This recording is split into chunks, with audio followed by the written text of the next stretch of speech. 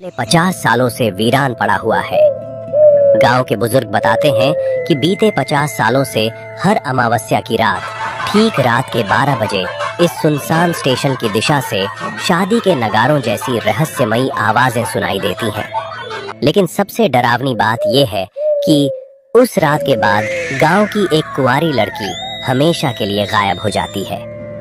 आज फिर वही खौफनाक दिन लौट आया था। काली अमावस्या की रात पूरा गांव डर और बेचैनी में डूबा हुआ था।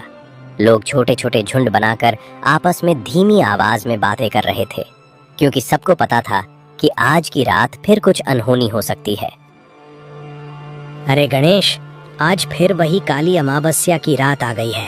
कहते हैं आज की रात काली घाटी ट्रेन स्टेशन की तरफ से वो भूतिया बारात फिर निकलती है, और इस बार पता नहीं हमारे गांव में किसकी बारी आने वाली है। हाँ मोहन, आज फिर वही मनहूस काली अमावस्या की रात लौट आई है। हर बार की तरह आज भी डर लग रहा है। पता नहीं इस बार किस घर की बेटी या किसकी बहन इस गांव से अचानक गायब हो जाएगी। भगवान करे आज की रात बिना किसी अनहोनी के गुजर जाए। काका, आप बिल्कुल चिंता मत कीजिए। आज मैंने गांव के सभी मंदिरों में पुजारियों को बैठा दिया है। पूजा पाठ भी शुरू हो चुका है। देखता हूँ आज कैसे वो भूतिया बारात हमारे गांव की सीमा में कदम रखती है। उस रात पूरे गांव में एक अजीब सा सन्नाटा पसरा हुआ था। हर अमावस्या की तरह आज भी लोगों के दिलों में डर बैठा हुआ था। लेकिन इस बार गांव वालों ने ठान लिया था कि कुछ न कुछ उपाय जरूर करेंगे। गांव के मंदिरों में विशेष पूजा करवाई जा रही थी, ताकि उस रहस्यमयी बारात को गांव में आने से रोका जा सके। लोग मंदिरों में जाकर भगवान से हाथ जोड़कर प्रार्थना कर रहे थे। धीरे धीरे समय बीतता गया और देखते ही देखते शाम ढल गई। अब गांव में चारों तरफ अंधेरा फैलने लगा था। रात के लगभग 8 बज चुके थे। उसी समय गांव की एक छोटी सी चाय की दुकान पर कुछ लोग बैठे आपस में इस डरावनी बात पर चर्चा कर रहे थे। काका, आज फिर रात के ठीक 12 बजे वो भूतिया बारात हमारे गांव में आने वाली है। लेकिन मुझे एक बात समझ नहीं आती, आखिर कब तक ये बारात हमारे गांव की कुंवारी लड़कियों को यूं ही उठाकर ले जाती रहेगी? क्या इसे रोकने का कोई रास्ता नहीं है? रघु ने गुस्से और बेचैनी से भरी आवाज में ये सवाल रमेश काका से पूछा। कुछ पल चुप रहने के बाद रमेश काका धीरे से बोले, बेटा, कोशिशें तो बहुत हुई थी उस भूतिया बारात को रोकने की, लेकिन इतना कहते ही रमेश काका अचानक चुप हो गए। उनके चेहरे पर डर साफ दिखाई दे रहा था। तभी रघु ने उत्सुकता से पूछा, लेकिन काका, आगे क्या हुआ था? जब गांव वाले उस बारात को रोकने गए थे तब क्या हुआ? रमेश काका ने एक गहरी सांस ली और धीमी आवाज में बोले, उस रात गांव के करीब 15-20 लोग उस भूतिया बारात को रोकने के लिए गए थे। उनमें मेरे पिता भी शामिल थे। लेकिन उस रात के बाद न तो मेरे पिता लौटे और ना ही उनके साथ गए बाकी लोग। उस घटना के बाद गांव में ऐसा डर फैल गया कि किसी ने भी दोबारा उस बारात का सामना करने की हिम्मत नहीं की। सबको समझ आ गया था कि जो भी उस बारात के सामने जाएगा वो शायद कभी वापस नहीं लौटेगा। ये बात सुनकर रघु और चंदू दोनों के चेहरे का रंग उड़ गया। कुछ देर बाद रघु ने फिर पूछा, लेकिन काका, वो भूतिया बारात तो सिर्फ कुंवारी लड़कियों को ही ले जाती है ना? तो फिर उस दिन गांव वाले क्यों गायब हो गए?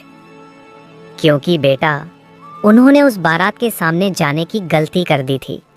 और कहते हैं कि अमावस्या की रात अगर कोई भी इंसान घर के बाहर रह जाए और बारातियों की नज़र उस पर पड़ जाए तो वो उसे भी अपने साथ ले जाते हैं।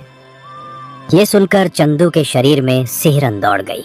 वो डरते डरते बोला, काका, क्या आपने कभी उस भूतिया बारात को अपनी आंखों से देखा है? नहीं बेटा, मैंने आज तक उस बारात को नहीं देखा। सच कहूँ तो कभी देखने की हिम्मत ही नहीं हुई।